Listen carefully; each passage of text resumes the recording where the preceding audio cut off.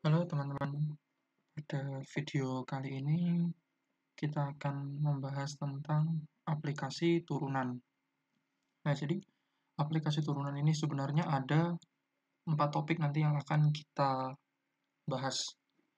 Jadi yang pertama ada maksimum dan minimum, lalu ada fungsi naik dan fungsi turun, lalu ada kecekungan atau kekonkavan, dan yang terakhir ada titik belok. Jadi aplikasi turunan yang kita bahas hanya di 4 topik ini dulu. Dan untuk di video ini, kita bahas yang maksimum dan minimum dulu. Oke, jadi coba kita lihat grafik yang ini. Nah, dari grafik ini coba kita lihat nilai F-2 dan F2-nya. F-2 di sini sekitar 3,25 ya. Lalu F2-nya juga di sini sekitar negatif 2,25. Nah, apa yang bisa kita lihat dari grafik ini? Jadi kita bisa tahu kalau nilai F2 yang di sini, itu dia akan lebih kecil daripada nilai Fx untuk semua x-nya. Jadi maksudnya nilai yang paling kecil dari grafik ini itu terletak di F2 di sini. Nah, bagaimana dengan F-2-nya? F-2-nya akan lebih besar daripada Fx untuk semua x-nya. Jadi F-2 itu paling besar. Jadi dia yang paling besar di sini. Jadi kan kita lihat nggak ada grafik F yang lebih tinggi daripada ini posisinya. Makanya dia bisa dibilang lebih besar. Nah, konsep yang tadi yang paling kecil, yang F2 itu biasanya kita sebut minimum. Lalu yang F-2 yang paling besar itu biasanya kita sebut maksimum. Sekarang coba kalau misalkan kita lihat definisinya secara formal atau secara matematis. Jadi misalkan ada D, domain fungsi F, di himpunan bilangan-bilangan yang jadi domain. Lalu ada C itu suatu titik di domain ini atau C elemen D. Jadi F memiliki maksimum global atau absolut di C jika Fc lebih dari atau sama dengan Fx untuk semua X elemen D. Jadi ini tadi konsepnya yang lebih besar tadi. Jadi kalau kita lihat Fc di sini dia paling besar atau maksimum untuk semua nilai Fx. Kalau X-nya di D.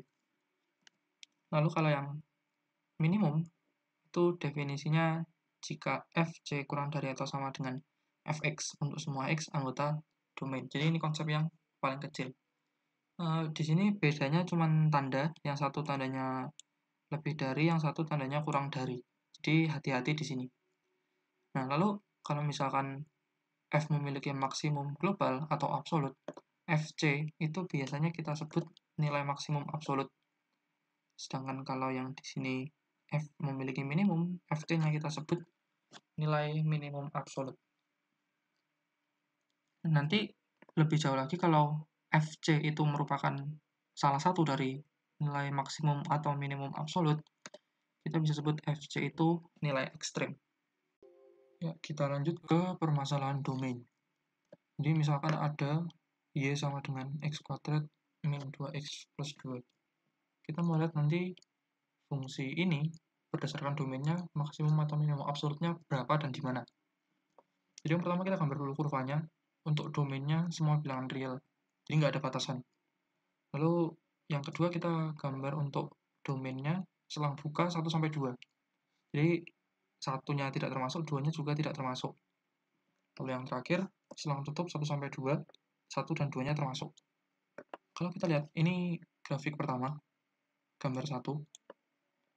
Di sini dia punya minimum absolut di 1,1. Karena kalau X-nya 1, ini nilai Y-nya dia sudah yang paling kecil di antara semua nilai yang lain.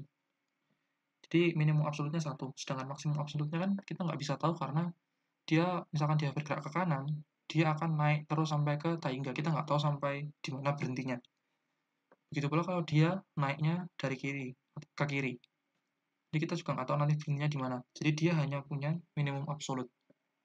Lalu untuk grafik yang kedua, andaikan kita milihnya seperti yang tadi, minimum absolutnya di 1 di sini.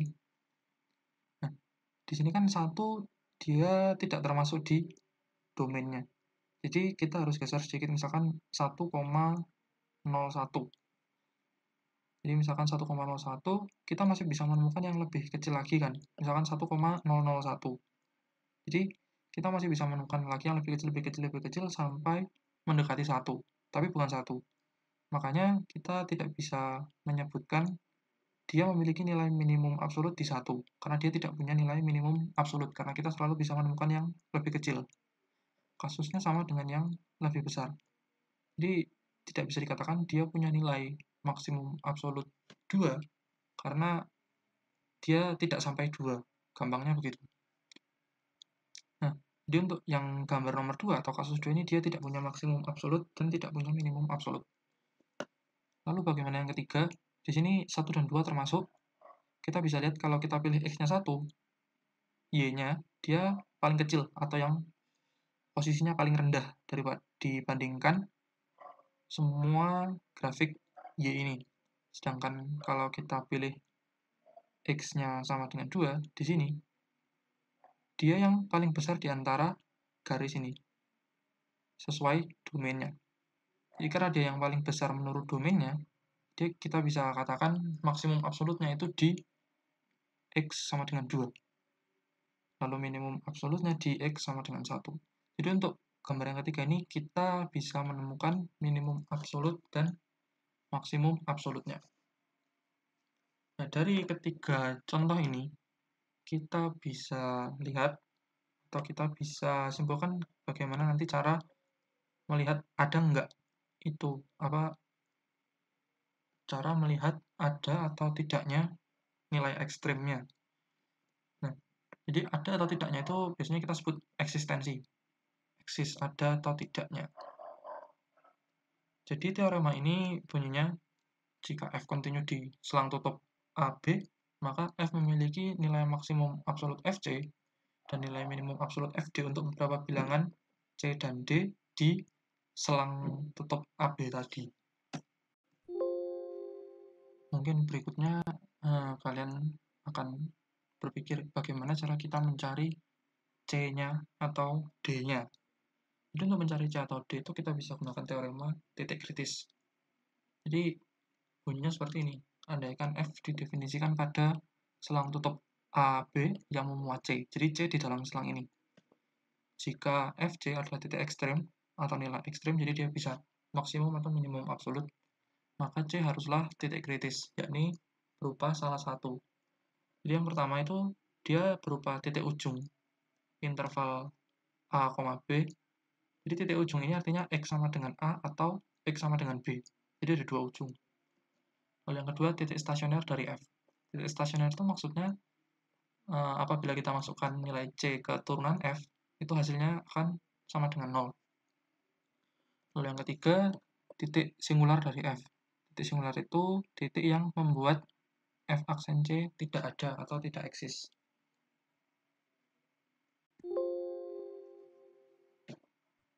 Jadi nanti jika Fc adalah titik ekstrim, jadi C itu pasti salah satu dari ketiga ini. Nah, ini nanti yang akan kita gunakan untuk mencari nilai maksimum dan minimum absolut suatu fungsi berdasarkan domainnya. Lalu untuk menentukan nilai maksimum atau minimumnya itu kita bisa gunakan beberapa langkah. Jadi andaikan Y sama dengan Fx itu didefinisikan pada A, B selang tutup. Andaikan Y sama dengan Fx didefinisikan pada selang tutup A, B. Jadi langkah-langkahnya itu yang pertama, kita tentukan dulu titik kritisnya. Jadi karena tadi titik kritis itu ada 3, titik ujung, titik stasioner, dan titik singular, kita harus cari ke tiga-tiganya. Lalu yang kedua, tentukan nilai fungsi titik-titik kritis tersebut. Nilai terbesar akan jadi nilai maksimum dan yang terkecil akan jadi minimumnya. Jadi untuk menentukan nilai fungsi ini, maksudnya kita sudah menemukan titik kritisnya kan tadi di poin 1, kita substitusikan X-nya ke fungsi yang ada di soal. Kita langsung masuk ke contoh aja. Ya, jadi yang pertama, tentukan maksimum dan minimum dari fungsi ini pada interval selang tutup min 2 sampai 1. Jadi langkahnya kita sama seperti yang tadi, kita cari dulu titik kritisnya. Jadi kita tahu intervalnya min 2 sampai 1. Berarti titik ujungnya dia ada di min 2 dan 1. Di titik ujungnya kita tinggal ambil yang ada di intervalnya ini. Lalu kita cari titik stasionernya. Titik stasioner tadi yang mengakibatkan turunan pertamanya sama dengan 0. Nah, kita tahu kalau fx-nya itu 4x pangkat 3 dikurangi 3x kuadrat dikurangi 6x plus 1. Jadi, turunan pertama dari ini, dia akan berbentuk seperti ini. Nah, nanti ini yang akan kita buat sama dengan 0, bentuk yang bawah ini. Jadi, kita ganti x-nya dengan c. Sebenarnya kalau nggak mau diganti nggak masalah, cuman ini disamakan dengan yang awal. Nah, kalau kita ganti dengan c, kita selesaikan persamaan ini, kita peroleh c-nya 1 atau c-nya negatif setengah. Dengan kata lain, x-nya 1 atau x-nya negatif setengah. Jadi titik kritisnya, jadi sebelum itu ke titik singular dulu. Jadi titik singularnya kita lihat fungsi ini merupakan fungsi polinom. Jadi karena ini merupakan fungsi polinom, dia selalu kontinu. Kalau domainnya di sepanjang bilangan real. Jadi dia tidak punya titik singular. Jadi titik kritisnya kita peroleh negatif 2, 1, dan negatif setengah. Ini ada 2, 1, kita cukup tulis salah satu aja. Jadi ini titik kritisnya yang akan kita pakai di langkah 2. Kita masuk ke langkah yang kedua, kita menemukan nilai fungsi titik kritisnya. Jadi kita lihat lagi fungsinya, bentuknya seperti ini. Titik kritisnya kita sudah dapat tadi negatif 2, 1, dan negatif setengah. Jadi kita tinggal mensubstitusikan titik-titik kritis ini ke soalnya. Jadi kita tentukan f negatif 2, f1, dan f negatif setengah. Jadi saat kita lakukan ini, kita substitusikan, kita akan memperoleh kalau f negatif 2 itu sama dengan negatif 31, f1-nya negatif 4, f negatif setengahnya 11/4. Nah, di sini kita lihat nilai ini merupakan nilai yang paling kecil dari ketiga nilai ini. Jadi karena ini yang paling kecil, ini kita ambil sebagai minimum absolut. Lalu yang 11/4 ini, dia merupakan nilai yang paling besar. Jadi kita ambil nilai 11/4 ini sebagai maksimum absolut. Jadi nilai maksimumnya 11/4 saat x-nya negatif setengah, lalu minimumnya negatif 31 saat x-nya negatif 2. Apabila kalian cocokkan dengan kalkulator grafik, hasilnya sama, maksimumnya ini. Maksimumnya di sini, x-nya negatif setengah, y-nya 11/4, minimumnya x-nya negatif 2, y-nya negatif 31. Jadi untuk mencari nilai maksimum atau minimum suatu fungsi, kalau diketahui domainnya, itu langkahnya seperti itu. Jadi kita lanjut lagi ke contoh yang kedua. Jadi contohnya tetap sama, kita tentukan maksimum dan minimum. Fungsinya juga sama, tapi domainnya yang berbeda. Di sini domainnya selang buka negatif 2 sampai 1. Jadi kalau yang tadi kan selang tutup. Jadi artinya negatif 2 dan 1-nya termasuk. Kalau yang ini, karena dia bentuknya selang buka, negatif 2 dan 1-nya tidak termasuk ke dalam domainnya. Langkahnya tetap sama. Yang pertama kita identifikasi dulu titik kritisnya. Intervalnya selang buka negatif 2 sampai 1. Jadi artinya dia tidak ada titik ujungnya karena negatif 2 tidak termasuk di domain ini. Andaikan kita mengambil satu titik lebih kanan, misalkan negatif 1,9. Nanti masih ada nilai yang lebih kecil, misalkan negatif 1,99, lalu negatif 1,999, dan seterusnya. Jadi itulah kenapa kalau bentuknya selang buka nanti, kita nggak perlu memperhatikan nilai atau titik ujungnya. Jadi titik ujungnya ini kita abaikan karena kedua nilai ini tidak termasuk. Lalu kita langsung lanjut ke bagian berikutnya, yaitu titik stasioner, di mana turunan pertamanya sama dengan 0. Karena fungsinya sama, berarti nanti titik stasionernya juga sama.